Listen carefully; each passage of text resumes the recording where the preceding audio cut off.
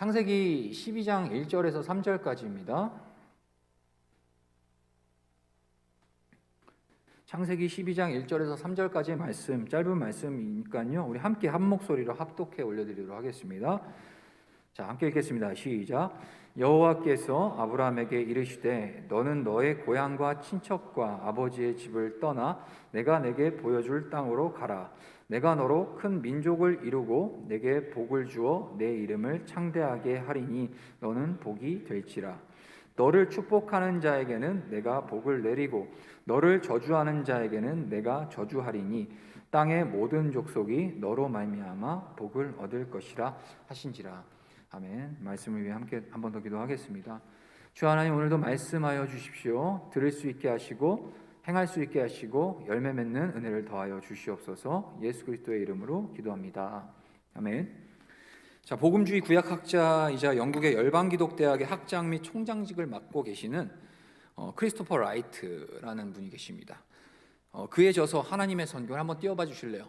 예, 하나님의 선교, 아주 좋은 책입니다. 여러분들 꼭 한번 읽어보셨으면 좋겠습니다. 저도 지금 예전에 읽고 다시 한번 또 읽고 있는데, 예, 하나님의 선교, 그리고 하나님 백성의 선교라는 책이 또 얼마 전에 또 출간이 됐습니다.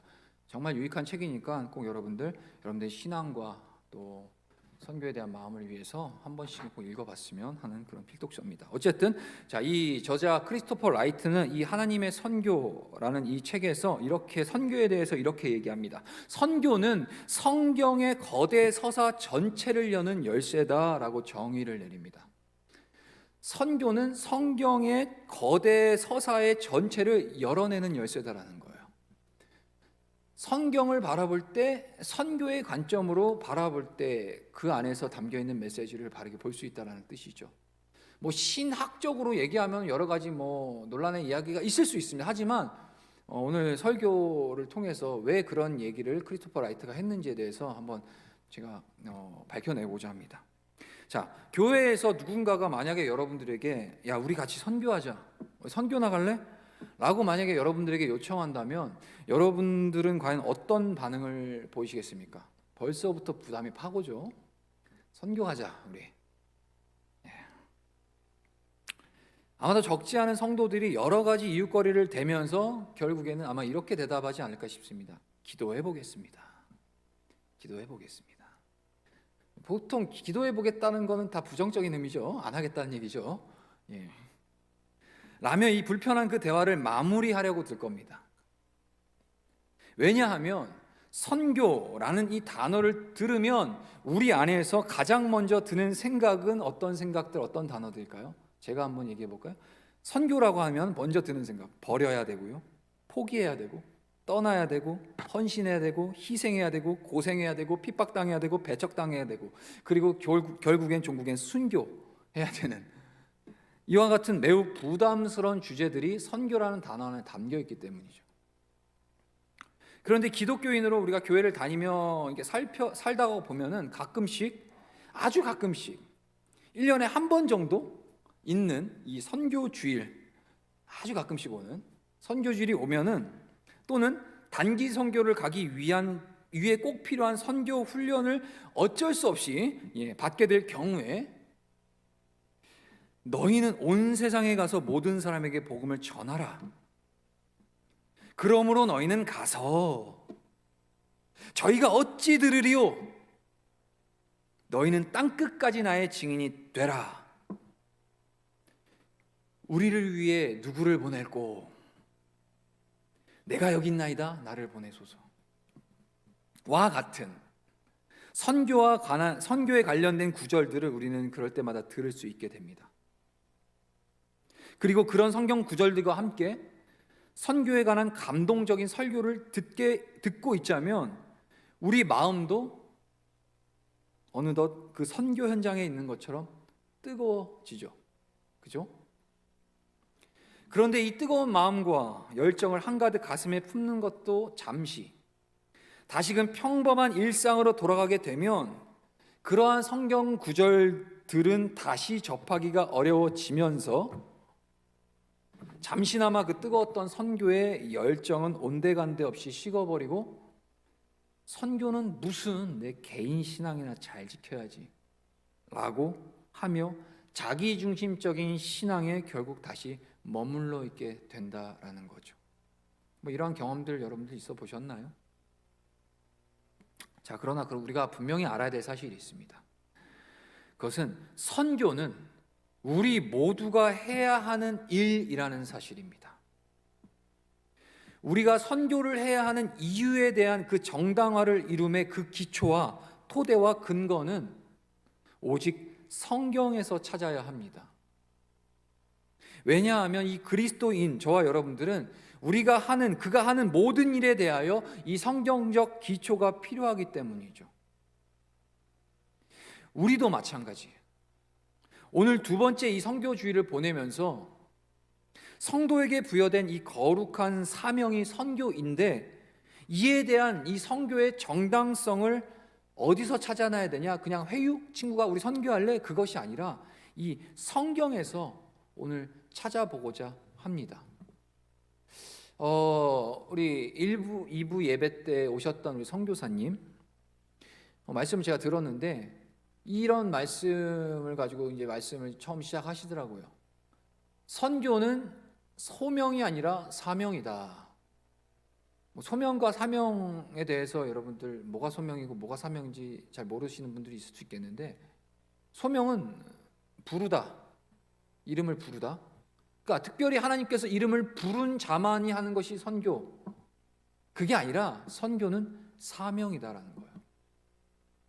생명보다 사명이 먼저다라는 얘기도 있습니다. 그러니까 싫든 좋든 하나님이 우리에게 부여해 주신 그런 명령, 곧 우리에게는 선교는 사명이다라고 얘기하시더라고요. 전 그 말씀에 적극적으로 100% 동감하는 부분입니다. 자, 결론부터 이야기하면 성경 전체가 하나의 선교적 현상을 다루고 있다는 사실이에요. 예수님의 제자들이 전도와 또는 선교의 과정들을, 예수님이 제자들이 전도하고 선교한 그 과정들을 자세히 다루고 있는 사도행전만이 아니라 창세기부터 요한계시록, 성경 66권 전체가 선교적 현상을 기록하고 있다는 사실을 우리는 알아야 합니다. 성경은 하나님의 창조세계 전체를 위해서 저와 여러분 같은 하나님의 백성을 통해 관여하시는 하나님의 선교의 이야기가 바로 성경이라는 거예요. 이렇게 성경은 인류 구원, 즉 선교의 목적을 분명히 갖고 움직이시는 하나님의 이야기, 그게 바로 성경입니다. 그 하나님은 과거, 현재, 미래, 그리고 이스라엘과 열방, 나아가 모든 생명들과 우주 만물을 포괄하여서 선교를 이루십니다.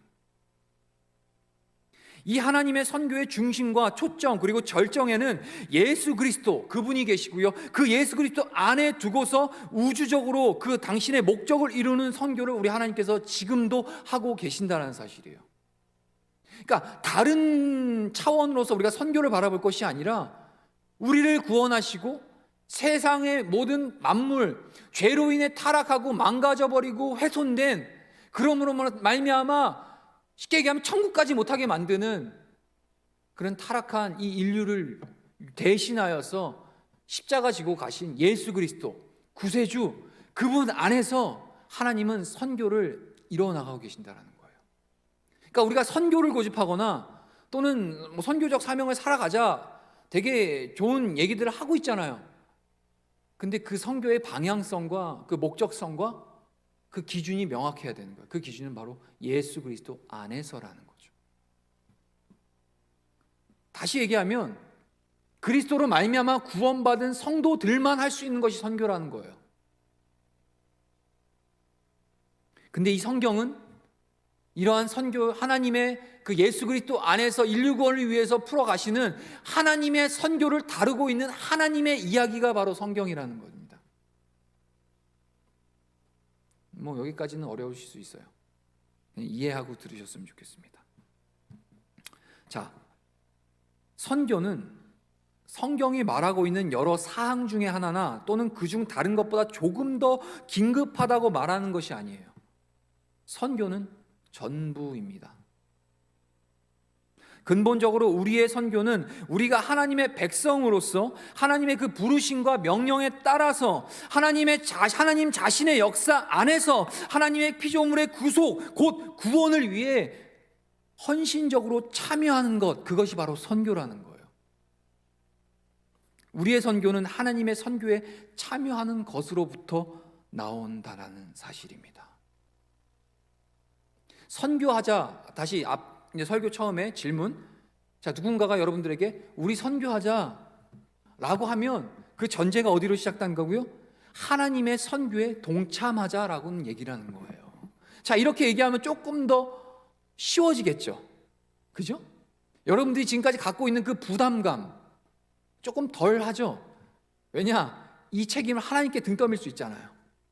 하나님의 선교에 우리 동참하자. 다시 얘기하면 성경은 선교에 대해서 어떻게 정의하고 있냐면 하나님이 하시는 일이다라고 정의하고 있는 거예요. 하나님이 하시는 그 선교에 대해서 우리가 부담감을 갖거나 특별한 어떤 소명받은 사람들만 하는 어떤 그런 종교적 행위로 이해한다면 아주 잘못된 거라는 사실이죠. 일반적으로 기독교 선교를 이해할 때 그 기원을 기독교회의 기원과 거의 같은 것으로 보는 경향이 있습니다. 무슨 얘기냐?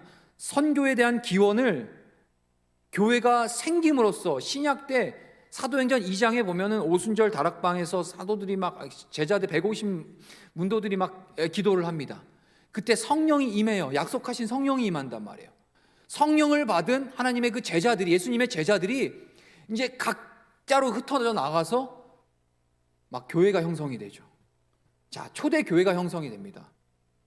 근데 우리가 선교라고 하면 그 기원을 그 초대교회 그 사도행전 2장에서 나타나는 교회가 첫 초대교회가 시작된 것과 함께 선교라는 게 시작된 거라는 그렇게 이해하는 경향이 있다라는 거예요. 그리고 성령의 강림으로 그 오순절 때 교회가 시작되는 것. 하지만 사도행전에 나타난 이 오순절 성령 강림 사건으로 인해서 신약 교회는 그날 탄생했을지 모르겠지만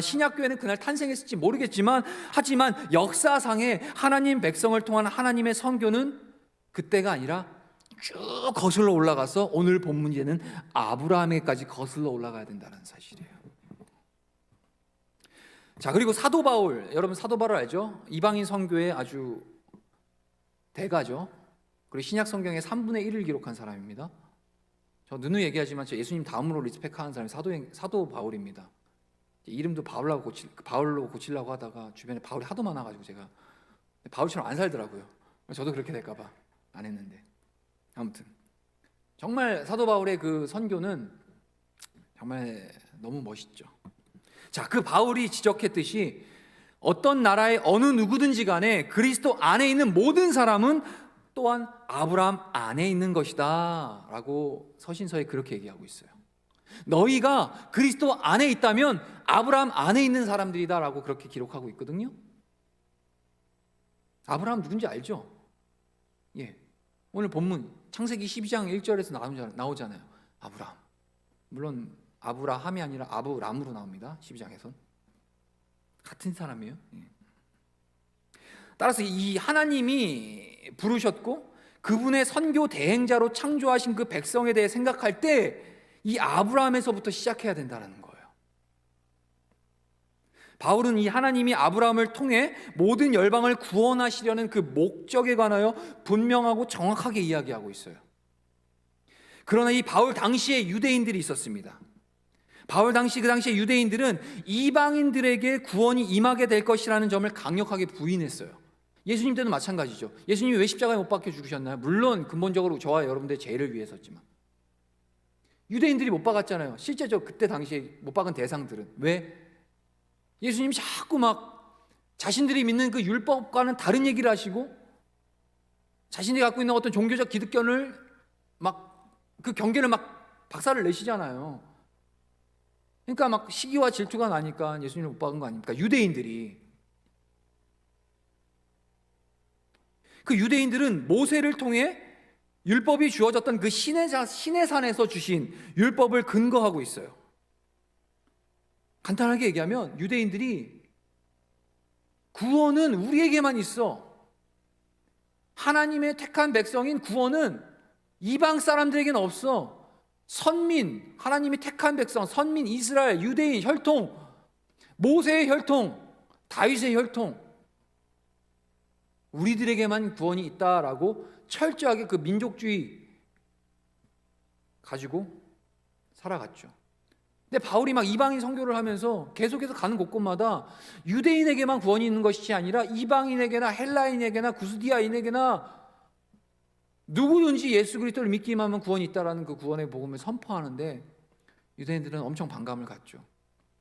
왜냐, 그것이 인정되면 자신들의 손으로 매달아 죽은 예수님이 자신들이 메시아를 죽인 게 돼버리잖아요. 그죠? 그러면서 자기들이 갖고 있는 유대인들이 자기 합리화, 자기 민족성을 자기 민족에게만, 이스라엘에게만 구원이 있다라는 그 근거를 어디로부터 갖고 오냐?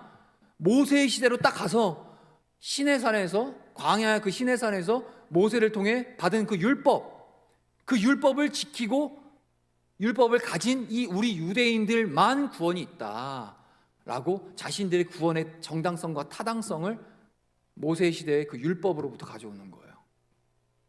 근데 이에 앞서서 이 얘기를 듣고 이 사도 바울이 뭘 그들에게 어떻게 변증을 하냐? 아니야. 모세의 시대의 율법으로부터 너희들이 그걸 볼 것이 아니라 하나님이 이방을 향한 하나님의 구원은 어디서부터 출발해야 되냐? 오늘 본문이 있는 아브라함 때부터 가야 된다라고 얘기를 하는 거예요. 이해가 되세요? 제가 여러분들 선교에 대한 오해를 완전히 박살을 내버리고 싶습니다. 선교합시다. 오늘 제목 뭐죠? 선교하라.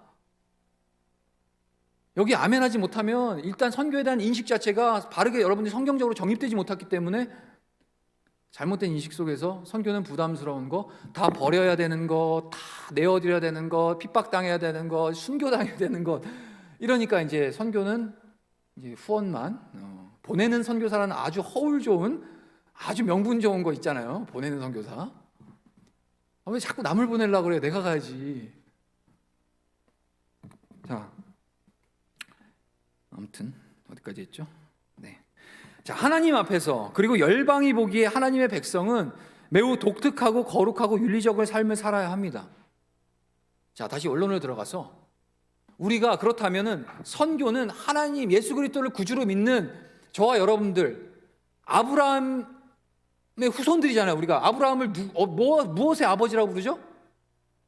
믿음의 조상.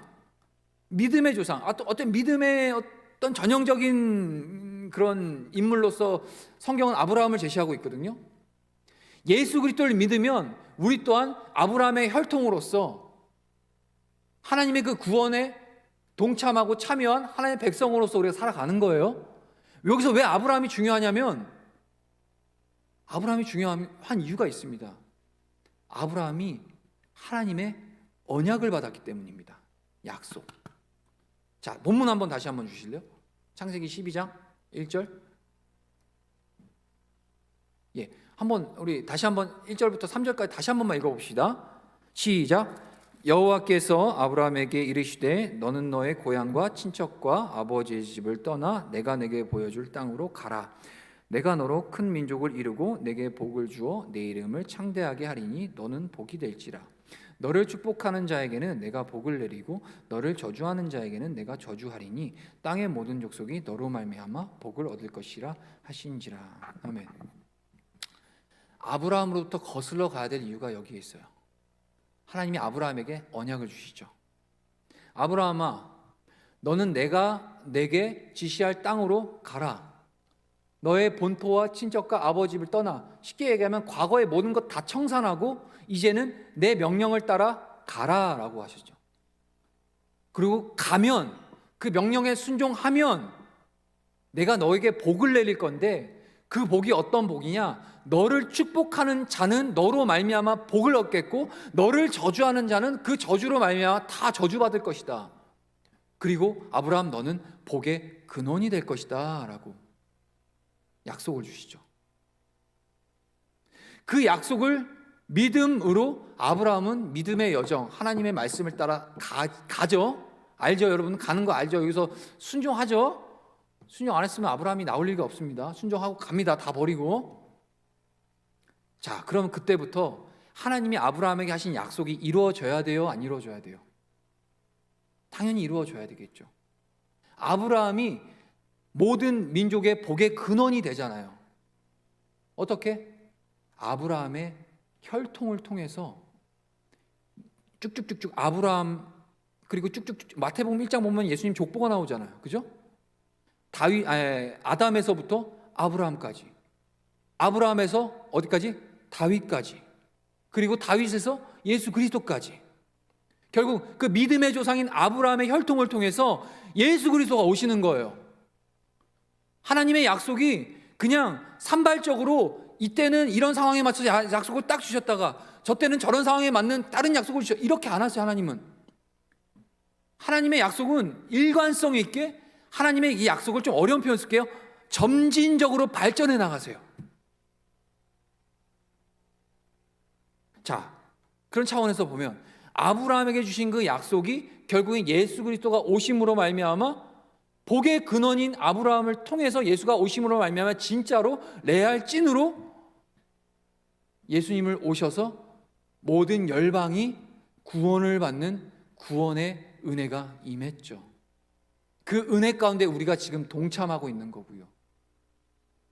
그러면 우리는 아브라함의 언약의 후손이 되는 거예요. 선교의 당위, 오늘 본문이 얘기하고 있는 너를, 그 2절 볼게요. 너로 큰 민족을 이루고 내게 복을 주어 내 이름을 창대하게 할 거다. 그런데 그 이유가 뭐냐? 너로 말미암아 이루어질 그 민족 하면은 구약에 어떤 민족이 떠올라요? 이스라엘이 어떤 민족인가요? 그냥 단지 고집불통, 진짜 말 진짜 안 듣는, 하나님, 그럼에도 불구하고 하나님이 그냥 약속을 일방적으로 하셨으니까 그냥 이렇게 끌고 가시는 그런 민족? 아니요, 그런 차원이 아니라 이스라엘은 하나님이 사명을 주신 민족이거든요. 출애굽기 19장 가면 이스라엘 향해서 어떤 사명을 주냐? 너희는 거룩한 백성, 택하신 족속, 그리고 제사장적, 선지자적, 또 왕적. 쉽게 얘기하면 이스라엘 민족을 통해서 열방을 구원시키는 제사장적 사명이 이스라엘 민족에게 있다라는 거예요. 약속이 성취됐죠. 오늘 이 본문의 말씀이. 그죠? 그리고 3절에 너를 축복하는 자에게는 내가 복을 내리고 너를 저주하는 자에게는 내가 저주하리니 땅의 모든 족속이 너로 말미암아 복을 얻을 것이라 한 거예요. 여기서 중요한 건 땅의 모든 족속입니다. 그러면 다시 유대인들이 오해하고 있었던 거죠. 땅의 모든 족속이 약속을 주신 건데, 구원을 주신 건데, 유대인들에게만 구원이 있다고 주장한 그 당시에 예수님 못 받고 사도 바울 핍박했던 그 유대인들이 말이 맞아요? 틀려요? 틀리잖아요. 아브라함을 통해서 모든 민족이 너를 말미암아 복을 받는다. 여기서 복은 뭘까요? 근데 잘 먹고 잘 사는 거? 아니죠. 구원을 얘기하는 거죠. 그 구원의 섭리가 이스라엘 민족뿐만이 아니라 그 이스라엘 민족을 통해서 하나님을 이방인들이 보게 되고, 나아가 예수 그리스도가 오셨고 그 예수 그리스도를 말미암아 하나님과 조금도 상관없었던 우리들까지도 하나님 나라의 그 구원 백성으로서 우리가 구원받을 수 있다는 사실. 이 모든 과정이 하나님께서 행하신 선교라는 사실입니다. 여기까지는 이해가 되실 줄 믿습니다. 우리 성도교회 청년들은 수준이 많이 높습니다. 제가 알고 있습니다. 예. 자, 그렇다면 이제 우리 적용해 봅시다. 성경은 창세기 12장 1절에서 3절까지 오늘 본문, 여기서부터 어떤 선교의 근거라고 출발하고 시작했지만 하나님 언약의 관점에서 봤을 땐 이 오늘 아브라함에게 주신 이 언약은 훨씬 더 앞으로 거슬러 가야 돼요. 창세기 3장 15절. 아담과 하와가 뱀의 그 사탄의 유혹으로 말미암아 선악을 분별하는 나무를 하나님께서 먹지 말라고 하셨는데 먹었죠. 그로 말미암아 죄가 들어왔고 하나님과 관계가 단절이 됐습니다. 그때 하나님은 아담과 하와에게 뭐라고 얘기하시죠? 그거 누가 먹게 했냐? 라고 하니까 이제 저 간교한 뱀이 우리를 이렇게 해가지고 먹게 했습니다. 그때 하나님이 뭐라고 하시냐? 3장 15절, 창세기 3장 15절에 그냥 제가 요약을 하자면, 뱀은, 그러니까 뱀에게 저주를 내리시죠. 그 너희들이 그대로 가면 이제 죽을 건데 약속의 때에 여자의 후손이 올 거야. 여자의 후손은 그 사탄 너희를 죄를 거하게 만드는 사탄의 머리를 박살낼 거야. 약속의 그 후손, 여자의 후손이 올 건데 그 여자의 후손은 뱀의 머리를 박살낼 거고 뱀은 그저 그 여자의 후손의 약간 발꿈치만 살짝 상하게 할 거야 라는 약속을 주시거든요. 창세기 3장 15절 아담과 하와 때 그 약속이 여자의 후손 오시겠대요. 주겠대요. 그 여자의 후손이 누굴까요? 여러분 눈치 조금 빠르면 알 수 있어요.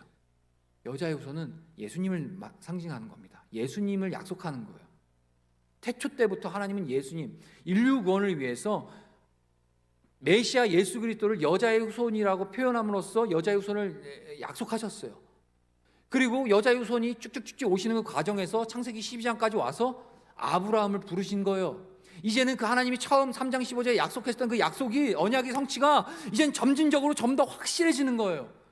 그리고 아브라함에게 오는 겁니다. 그리고 그 아브라함에게 이제는 그 인류 구원, 여자의 후손으로 말미암아 있게 될 그 인류 구원의 역사, 언약을 민족적으로 이뤄 가시겠다는 거예요. 아브라함을 딱 부르셔서 민족을 이루겠다는 거죠.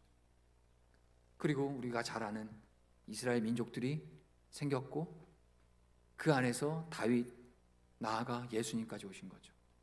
우리는 그 예수님을 믿음으로 구원을 받게 되는 거고요. 결국엔 이 성경 전체가 하나님이 이 인류의 구원을 이루실 하나님 성교의 이야기, 스토리라는 사실입니다. 이해가 되죠? 자, 그러면 이제 정리할 거예요. 예수님을 구주로 믿고 이제는 그리스도의 제자로 살아가고, 여러분들이 그 인정을 하든 인정하지 않든 어쩔 수 없습니다. 예수님을 믿고 구원받은 저와 여러분들은 그리스도의 제자로서 마땅히 살아가야 되죠. 그렇다면 우리들이 삶의 현장 또는 또 우리에게 부르심이 있어서 선교의 현장까지 나아갈 수 있는 그런 많은 청년들이 이 자리에 일어났으면 좋겠는데, 어쨌든 뭐 굳이 막 우간다, 과테말라, 네팔 막 이런 데 안 가고 그냥 삶의 우리의 현장에서 우리가 살아내야 될 그 궁극적인 목적이 뭐냐? 하나님의 선교에 동참하는 그런 과정이라는 사실이에요. 지금 여러분들이 우리 이 청년 이브들 같은 경우 대부분 다 직장인이지 않습니까? 직장의 터전에서 여러분들 어떠한 방식으로 선교적 삶을 살아가고 계신가요? 또는 우리 청년 일부 대학생들이죠. 우리 학생들, 여러분들 그 학업의 현장 또는 캠퍼스 현장에서 그리스도인답게, 부르신 성도답게 또는 선교적 사명을 부여받은 하나님 백성답게 어떻게 여러분들 지금 살아가고 계시나요? 그렇다면 여러분 스스로에게 제가 드린 이 질문에 대해서 스스로 자신의 인생을 돌아보며 정의를 한번 내려보세요.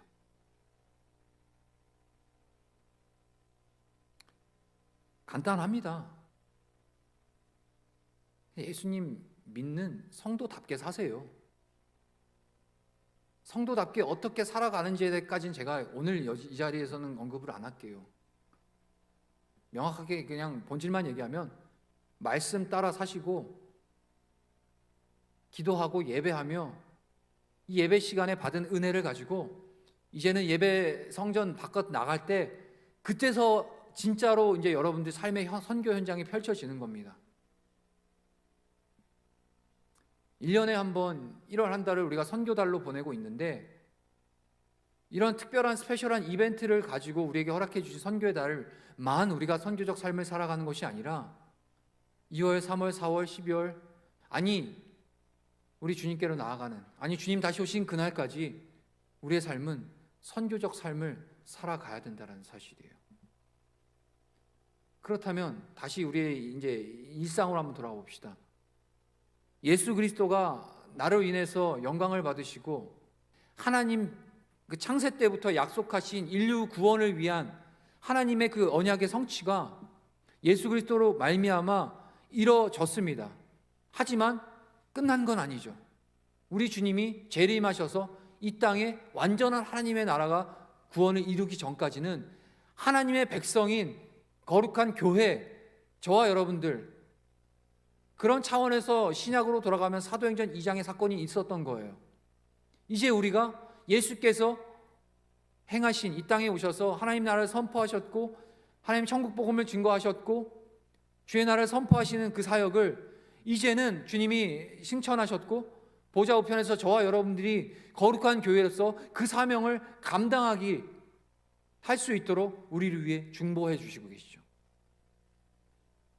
그러면 우리는 거룩한 교회로서 예수께서 행하신 그 하나님의 백성에 합당한 하나님의 구원의 그 선교를 우리가 이뤄가야 되는데, 성령 안에서 그 성령의 부르심 따라 우리에게 주어진 이 하루하루 한날의 삶을 하나님 백성답게 선교적 삶을 살아내야 된다는 그런 책임이 어느 누구도 빠지지 않고 저와 여러분들이 여기 계신 모든 분들에게 사명이 부여졌다는 사실입니다. 선교는 소명이 아닙니다. 선교는 사명이 맞습니다. 우리 찬양팀 올라와 주세요.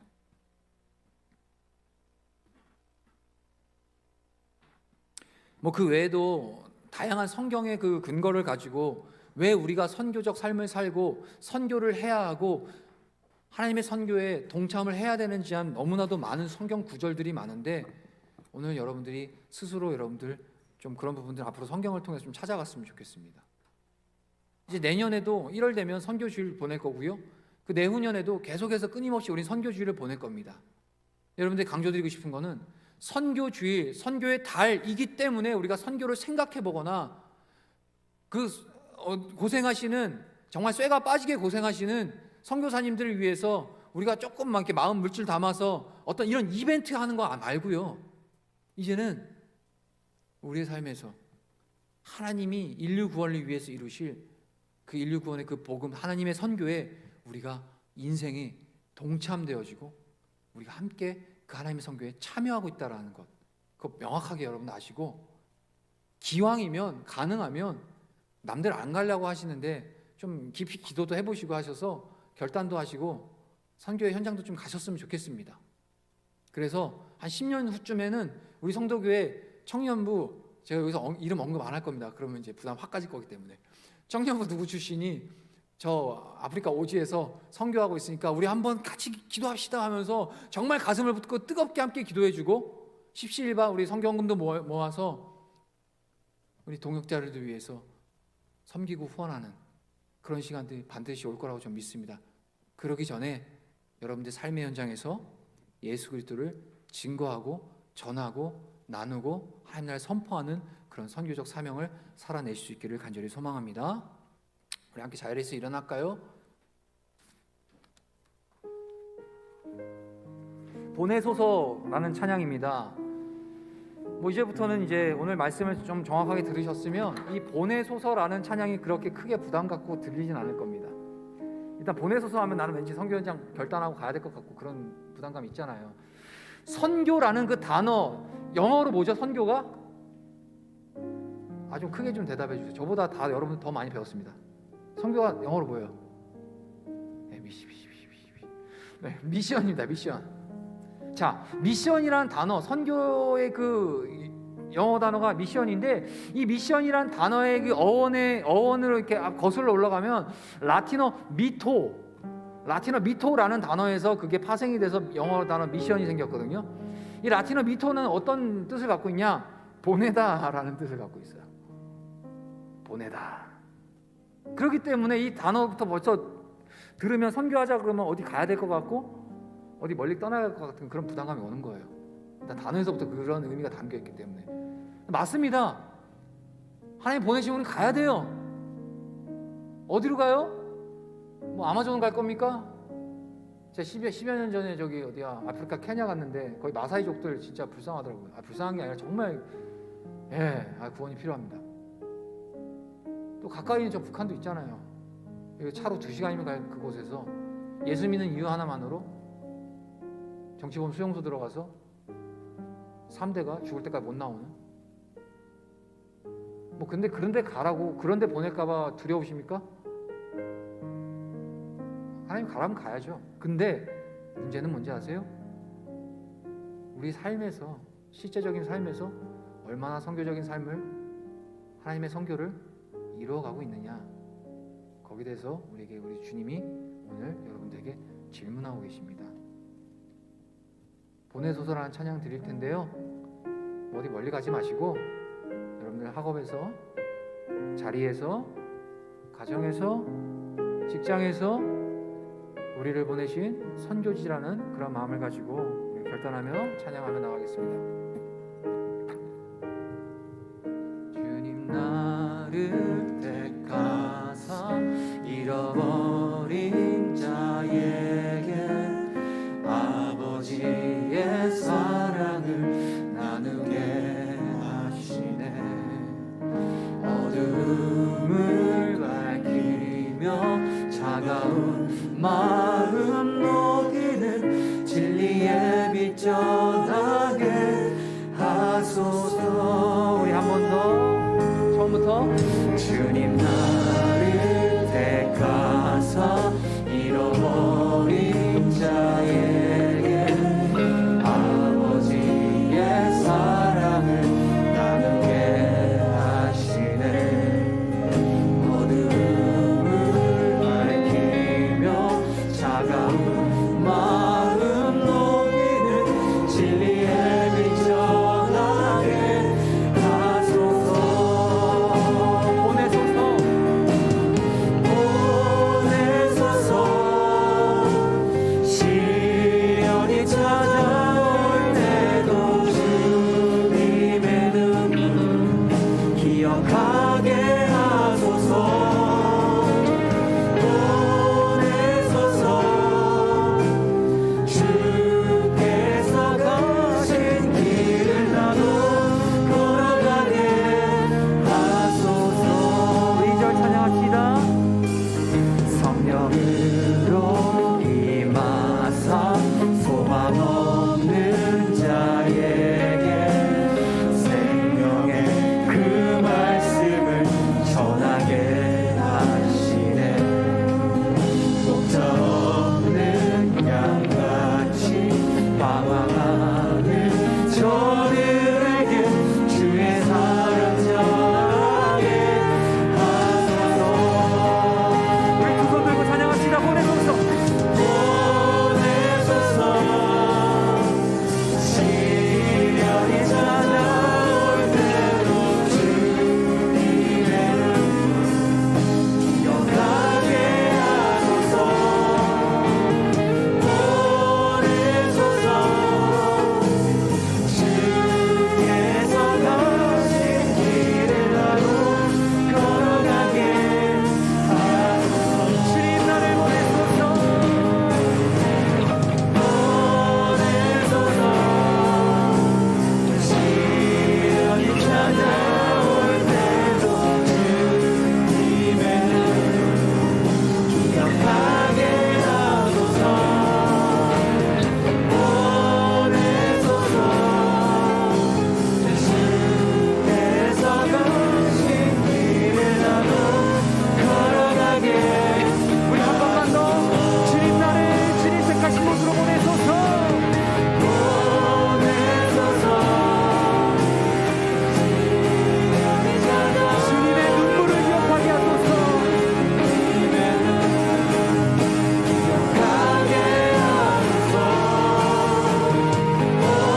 보내소서. 주께서 가신 길을 나도 걸어가게 하소서. 우리 함께 이 시간 기도하겠습니다. 각자에게 주신 하나님의 마음이 있을 겁니다. 선교에 대한 그분의 오해가 있었다면 이 시간 하나님, 내가 삶의 현장에서 하나님의 선교를 이뤄가겠습니다. 또는 내게 주신 그 마음과 또 품어야 될 영혼들이 있거나 내 주변에 지체들이 있고 또는 생각나는 하나님의 구원이 필요한 자들이 있다면 그들 가운데 내가 하나님의 선교의 도구가 되겠습니다. 그리스도인답게, 예수 그리스도를 믿는 믿음답게 우리가 살아내며 진실한 선교의 현장을 하나님의 선교에 동참하며 나갈 수 있는 되게 하여 주십시오. 우리 한번 간절히 주여 한번 부르짖고 기도합시다. 주여, 주여 하나님 감사합니다. 우리로 거룩한 성도 하나님의 선교에 우리 동참자심에 감사합니다. 하나님이 이루십니다. 하나님이 행하십니다. 다만 하나님 우리가 순종하며 하나님의 뜻에 아버지 하나님 그 믿음으로 바라볼 때 우리의 삶이 하나님의 성교에 동참하며 나갈 수 있기를 간절히 소망합니다. 믿음 주시옵소서. 결단할 수 있는 은혜를 주시고 하나님 또 나아가 영혼을 사랑할 수 있는 아버지의 마음을 주시며 예수 그리스도 그 십자가를 지고 따르는 제자의 삶을 아버지 선교의 삶으로 살아갈 수 있도록 인도하여 주시옵소서. 또한 하나님 우리 당신의 귀한 청년들 하나님 여러가지 아픔과 어려움들과 아버지 정말 힘든 상황 가운데 놓여있는 자들이 있다면 주님 위로하여 주시옵소서. 하나님의 나라를 구할 때 하나님께서 하나님 모든 것을 더하여 주신다 하셨사오니 아버지 위로가 필요한 자들에게 하나님의 충만한 위로가 있게 하여 주시고 또 나아가 하나님 성령의 충만한 가운데 이전과 사명을 주셔서 하나님 나라가 우리 교회 성도교회 모든 청년들 주시한 사랑을 살펴가면서 더욱더 흥황하며 하나님의 영광이 드러날 수 있도록 주여 역사하여 주시옵소서.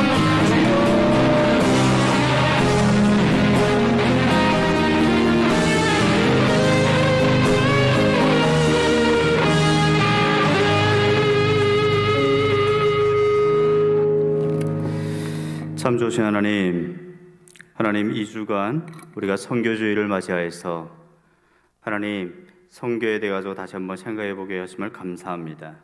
오늘 주신 말씀처럼 우리가 아버지 하나님 직접 나가지는 못하지만 보내는 선교사로서 또 우리가 있는 그 위치 가운데서 있는 그 자리에서 선교적 사명을 가지고 살아갈 수 있도록 도와주시옵소서. 하나님 우리 성도교회 청년부 아버지 하나님 한 사람 한 사람을 기억하여 주시고 정말 이 시대에 하나님이 기뻐하시는 빛의 잔으로 살아가게 하여 주시옵소서. 그래서 아버지 하나님 이 어두운 세상 가운데 남들은 안 된다고 힘들다고 어렵다고 희망이 안 보인다고 말하고 하는 이 시대에 아버지 하나님 우리가 정말 말씀 가운데 온전히 서서 우리를 통해서 예수 그리스도의 빛이 증거되게 도와주시고 우리를 통해서 하나님의 영광이 나타나게 하여 주시옵소서. 감사드리고 예수님으로 기도드렸습니다. 지금은 우리 주 예수 그리스도의 은혜와 하나님의 사랑과 성령님의 감화감동 교통 위로 충만하신 은혜가 오늘도 다시 한번 선교적 사명을 가지고 선교로 나아가기를 소망하는 또 우리 그 자리 가운데 선교적 사명을 가지고 살아가기를 소망하는 우리 청년들과 또 학교와 또 직장과 가정 위에 이제로부터 영원토록 함께 계실지어다. 아멘.